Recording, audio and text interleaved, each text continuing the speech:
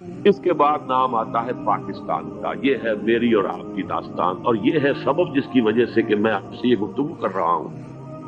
اصل میں تو کس لیے؟ محض ایک علمی استفادہ، محض اپنی بات آراء کو ظاہر کرنے کا شوق نہیں، بلکہ یہ کہ اپنی ذمہ داری ہم پہچانے کہ ہم کس مقام پر کھڑے. دیکھیے، اس پاکستان کے بارے میں یا ہندوستان کے بارے میں علامہ اقبال نے کہا تھا اپنے ترانہ ملی میں، کو آئی ٹھنڈی ہوا جہاں سے، میرا وطن وہی ہے، میرا وطن وہی ہے. اور مجھے بتایا گیا کہ سنن ابی داؤد میں یہ روایت موجود ہے کہ حضور نے فرمایا کہ ہندوستان کی طرف سے مجھے ٹھنڈی ہوا آتی، اگرچہ مجھے وہ حدیث ابھی نہیں ملی ہے، لیکن حزب التحریر کا ایک کارڈ مجھے ملا تھا، تو اس میں اس حدیث کا اور اس میں ابن داؤد ابو داؤد کا روایت کا حوالہ موجود ہے. لیکن میں جو چیز آپ کو بتا چکا ہوں وہ یہ کہ الف ثانی کا پورا تجدیدی کارنامہ اس ہندوستان کی سرزمین میں ہوا. مجدد الف ثانی شیخ احمد سرندی، شاہ ولی اللہ دہلوی، سید احمد بریلوی، وہ تو ہمارے پاکستان میں آ کر جو ہے ان کا خون جذب ہوا ارض پاکستان. پھر شیخ الہند مولانا محمود حسن. تحریک خلافت چلی تو صرف ہندوستان میں چلی اور کہیں نہیں چلی. آزادی کی تحریک چلی پوری دنیا میں تو نیشنلزم کی بنیاد پر چلی، ملین نیشنلزم، عرب نیشنلزم، ٹرک نیشنلزم. ہمارے ہاں چلی تو اسلام کے نام پر پاکستان کا مطلب کیا؟ لا الہ الا اللہ. پھر پاکستان قائم ہوا معجزے کے طور پر، بلکہ نازل ہوا ہے لیلۃ القدر میں. انا انزلناہ فی لیلۃ القدر، جیسے قرآن نازل ہوا لیلۃ القدر میں، یہ پاکستان بھی نازل ہوا لیلۃ القدر میں. اس کا برقرار رہنا ابھی تک معجزہ ہے. ہندو یہ سمجھتا تھا، کانگریس سمجھتی تھی کہ جھٹپٹ ختم ہو جائے. پھر یہ کہ اس کا قرارداد مقاصد کا پاس ہو جانا، مزید بھی اور اضافی دفعات دستور میں آ جانا، کمرشل انٹرسٹ کو ربا قرار دے کر حرام قرار دینا، یہ سارے لینڈ مارکس ہیں کہ جو اشارہ کر رہے ہیں کسی چیز کی طرف، معاملہ کدھر جا رہا ہے. پھر یہ کہ یہ جو 14ویں صدی کے مجدد تھے شیخ الہند، اس کے بعد سے کچھ ایسی شخصیتیں عظیم پیدا ہوئی ہیں ہند میں جن کو میں سمجھتا ہوں کہ 14ویں صدی کے مجدد اور 15ویں صدی کے مجدد کے درمیان، یہ 15ویں صدی کے مجدد کی راہ کو سیدھا کرنے والے، جیسے کہ حضرت یحییٰ نے کہا تھا میں تو آنے والے کا راستہ سیدھا کر رہا ہوں، حضرت عیسیٰ کے لیے، ایسے ہی 15ویں صدی کے لیے امام مہدی کے لیے راستہ صاف کرنے والے سب سے پہلے علامہ اقبال، جنہوں نے اسلام کا تصور دین کی حیثیت سے دوبارہ زندہ کیا ہے، ورنہ اسلام ایک مذہب کی شکل اختیار کر چکا تھا. پھر مولانا مودودی، مولانا ابوالکلام آزاد حکومت الہیہ کے نعرے کے ساتھ میدان میں آئے. یہ اقبال نے جو تصور پیش کیا تھا اس پر عملی جدوجہد کے لیے حزب اللہ قائم ہوئی. یہ نوٹ کر لیجئے، 11 برس کا فرق ہے عمر کا علامہ اقبال کے اور ابوالکلام کے. اور 1913 میں جب حزب اللہ قائم کی ہے اس وقت علامہ اقبال کی ملی شاعری اپنے عروج کو پہنچ چکی تھی. پھر یہ کہ علامہ اقبال کے بعد تعبیر جو ہے اس کام کی وہ ابوالکلام نے کی، لیکن روایتی علماء کی شدید مخالفت کی وجہ سے وہ مبدل ہو کر چھوڑ گئے، کانگریس میں شامل ہو گئے. بساط جو ہے حزب اللہ کی انہوں نے لپیٹ دی. پھر مولانا مودودی آئے، انہوں نے وہ ڈور جو ہے اس کا سرا تھاما، جماعت اسلامی قائم کی حکومت الہیہ ہی کے قیام کے لیے. اگرچہ میرے نزدیک یہ کہ وہ انتخابی اور ایک قومی سیاست کی ایک جماعت بن کر پاکستان میں جو ہے دلدل میں پھنس گئی ہے. اب ہم اس کی کوشش کر رہے ہیں، تنظیم اسلامی اور یہ تحریک خلافت جس کے تحت یہ جلسہ ہو رہا ہے. یہ ساری چیزیں وہ ہیں کہ آپ کو سوائے پاکستان کے اور کہیں نہیں ملیں گی پوری دنیا. معلوم ہوتا ہے کہ پاکستان کو بہت بڑا رول پلے کرنا ہے اس میں. اور اس کے ساتھ اب جمع کر لیجئے افغانستان کی عمارت افغانستان، اسلامی عمارت افغانستان قائم ہو چکی ہے. یہ پچھلے 20 سالوں میں جو کچھ وہاں ہوتا رہا ہے اس سے پہلے تصور نہیں ہو سکتا تھا. کابل جو ہے وہ تو جیسے پیرس کا تمدن تھا ویسے کابل کا تھا، وہی لباس، وہی اسکرٹس. یہاں جب آئے تھے شاہ ظاہر شاہ سرکاری دورے پر تو ان کی جو ملکہ صاحبہ تھی ان کے ساتھ اسکرٹ میں ملبوس تھی.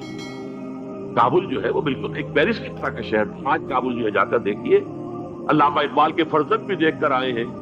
تو اگرچہ وہ خود میں سمجھتا ہوں کہ خاصے انہیں آپ لبرل کہیں، آزاد خیال کہیں، لیکن اس درجے متاثر ہو کر آئے تھے کہ انہوں نے یہ کہا افغانستان میں جو میں نے حالات دیکھے ہیں کہ اگر 2-4 اور مسلمان ملکوں کے اندر یہ نظام قائم ہو جائے تو پوری دنیا مسلمان ہو جائے. یہ سب کچھ کیسے ہو رہا ہے؟ یہ آنے والے دور کی جھلکیاں ہیں. Coming events are casting their shadows before. یہ سب بتا رہے ہیں کہ پاکستان افغانستان کو مل کر اس میں کوئی عظیم رول پلے کرنا ہے. اور اس کے ضمن میں اب میں علامہ اقبال کے بارے میں آخری بات کہہ رہا ہوں.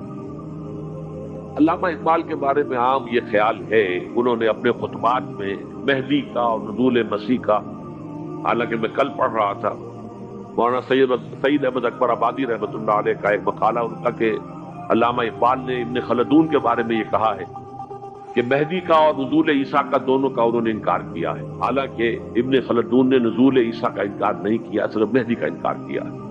بہرحال علامہ اقبال نے خطبات میں انکار کیا ہے. لیکن یہ کہ اپنی شاعری کے اندر میں چیلنج کرتا ہوں کسی بڑے سے بڑے اقبال شناس کو، ان کا یہ شعر ذرا سنیے. خضر وقت از خلوت دشت حجاز آید برون، کارواں زی وادی دور و دراز آید برون. خضر وقت، امام وقت، رہنما وقت، قائد وقت، خلوت دشت حجاز، حجاز کی صحرا کی کسی خلوت گزینی سے نکل کر باہر آئیں گے. میں حیران ہوتا ہوں علامہ کے اس فکر پر اور اس مصرے پر. یہاں انہوں نے شیعہ اور سنی دونوں کے کانسیپٹ جمع کر دیے. شیعہ کا کانسیپٹ یہ چھپے ہوئے کسی غار میں وہاں سے برآمد ہو گئے، اور ہمارا کانسیپٹ میں ام سلمہ رضی اللہ تعالیٰ عنہ کی حدیث سنا چکا، چھپے ہوئے ہوں گے وہ وہاں پر، مدینے سے نکل کر آ کر مکے میں چھپ جائیں. اس خانہ جنگی کی حالت میں لوگ ان کی طرف دیکھ رہے ہوں گے، سوچتے ہوں گے انہیں میدان میں آنا چاہیے، کوئی پارٹ پلے کرنا چاہیے، امت کی رہنمائی کرنی چاہیے. لیکن وہ چھپیں گے، وہ کارے ہوں گے، وہ اس ذمہ داری کو قبول نہیں کرنا چاہیں گے، جا کے چھپ جائیں گے مکے سے. وہاں سے مکے والے انہیں نکالیں گے اور وہ کارے ہوں گے، انہیں بالکل یہ پسند نہیں ہوگا کہ یہ ذمہ داری اٹھائیں. تو خضر وقت از خلوت دشت حجاز آیت بروں، کارواں زی وادی دور و دراز آیت بروں. کارواں چلے گا ان کی مدد کے لیے اس وادی دور و دراز، اس عظیم وادی دور و دراز. یہ وادی سندھ ہے. وادی سندھ جو ہے ہم سمجھتے ہیں کہ صرف یہ پاکستان اور پنجاب جو ہے یہ اس میں شامل ہے. سندھ اور پنجاب نہیں، افغانستان کا پورا مشرقی علاقہ اس میں شامل ہے. جیسے دریائے جہلم سندھ میں جا رہا ہے، جیسے دریائے گلگت سندھ میں آ کر ملتا ہے، جیسے دریائے چناب اور راوی اور جہلم اور یہ سب جا رہے ہیں اور آ رہے ہیں، اسی طرح دریائے کابل کہاں سے آ رہا ہے، دریائے گومل کہاں سے آ رہا ہے، دوچی کہاں سے آ رہا ہے. یہ سارا جو ہے ڈرین جو ہو رہا ہے، ایسٹرن جو ہے پارٹ آف افغانستان، یہ سب وادی ہے. اس وادی کے یہ دو حصے ہیں. ایک حصہ جو ہے یہ ادھر پاکستان میں ہے اور اسی وادی کا دوسرا حصہ جو ہے وہ افغانستان میں ہے. کارواں زی وادی دور و دراز آیت بروں، کارواں چلے گا یہاں سے. یخرج ناس من المشرق یؤتون للمہدی، یعنی سلطان ہی مشرق سے فوجیں چلیں گی کہ جو مہدی کی حکومت قائم کریں گی. اور یخرج من خراسان رایات و سود، اور خراسان سے سیاہ پرچم چلیں گے کہ جن کا رخ کوئی موڑ نہیں سکے گا، حتیٰ تنصب بیلیا، یہاں تک کہ وہ جا کر یروشلم کے اندر دفن ہو جائے. حضرات، میں ایک میری گفتگو کا حصہ باقی تھا لیکن میں اسے چھوڑ رہا ہوں، اس لیے کہ گلوبلائزیشن جو اس کی ہوگی، جو خلافت علی منہاج النبوہ کی تجدید کامل حضرت مہدی کے ہاتھوں عرب میں ہوگی، اس سے پہلے اس کے لیے محنت، کوشش، جد و جہد پاکستان اور افغانستان میں ہو چکی ہوگی جو اسے سپورٹ کرے گی اور وہاں جا کر حکومت قائم کرے گی.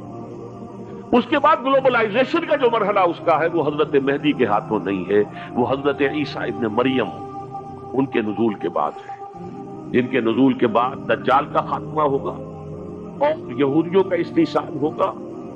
مسلمانوں پر بھی بڑی تکالیف عربوں پر آئیں گی، شدائد آئیں گے. لیکن یہ وہ میں حصہ جو اپنی گفتگو کا آج چھوڑ رہا ہوں اس لیے کہ میں دیکھ رہا ہوں کہ بعض حضرات کا صبر کا پیمانہ اب لبریز ہو رہا ہے، تو میں اس حصے کو پھر ملتوی رکھتا ہوں کسی دوسری محفل اور کسی دوسری مجلس اور نشست پر. آخری بات یہ کہہ رہا ہوں، ہم پاکستانیوں کے کرنے کا اصل کام کیا ہے؟ یہ بغدے میں آ پڑی ہے سخن دسترانہ بات ہے. پہلی بات یہ کہ ہماری جد و جہد مرکزی ہونی چاہیے کہ یہاں خلافت علی منہاج النبوہ کا نظام قائم کرنے کی جد و جہد کریں. اس کے دو راستے ہیں. ایک سہل راستہ ہے، اللہ تعالیٰ جس کے لیے بھی اس کو سہل کر دے. اگر بظاہر تو بڑا مشکل ہے، نظر آتا ہے کہ لوگ اسے قبول نہیں کریں گے، کرنا تو پھر بہت آسان راستہ. تمام دینی جماعتیں پاور پالیٹکس سے، الیکشن کی سیاست سے وتھڈرا کریں اور اپنی تمام توانائیاں متحد ہو کر مرکوز کر دیں۔ نمبر ایک یہ کہ پاکستان کے دستور میں جس قدر اسلامی دفعات آ چکی ہیں ان کو جو غیر مؤثر کرنے والے چور دروازے ہیں وہ بند کروائے جائیں، جس کے لیے آپ کو یاد ہوگا میں نے مہم چلائی تھی نواز شریف صاحب کے دور حکومت میں کہ یہ ترامیم آپ مزید کر دیجئے تو یہ جو چور دروازے ہیں جس کی وجہ سے قرارداد مقاصد ہو، دفعہ 227 ہو، یہ سب کے سب، اور یہ جو فیڈرل شریعت کورٹ ہے یہ سب غیر مؤثر پڑے ہوئے، کاؤنسل آف اسلامک آئیڈیالوجی غیر مؤثر پڑی ہوئی ہے، ساری چیزیں موجود ہے لیکن غیر مؤثر ہے۔ چور دروازے بند کر دو خدا کے لیے تاکہ یہ اس مؤثر ہو جائے، بڑی آسانی کے ساتھ، بہت ہی عمدگی کے ساتھ، بغیر کسی خون خرابے کے اسلامائزیشن آف لاس اور اس کی امپلیمنٹیشن شروع ہو جائے۔ اور نمبر دو یہ استیصال منکرات کے لیے امر بالمعروف نہی عن المنکر، اس کے لیے میدان میں آ کر کے ہمیں نہ حکومت چاہیے نہ اقتدار چاہیے، ہمیں صرف یہ چاہیے یہ حرام ہے، یہ حرام ہے، یہ حرام، اسے ختم کرو، اسے ختم کرو، اسے ختم کرو۔ اس کے لیے میدان میں آئے۔ من رأى منکم منکرا فلیغیرہ بیدہ فإن لم یستطع فبلسانہ فإن لم یستطع فبقلبہ۔ حضرات اگر یہ کام ہو جائے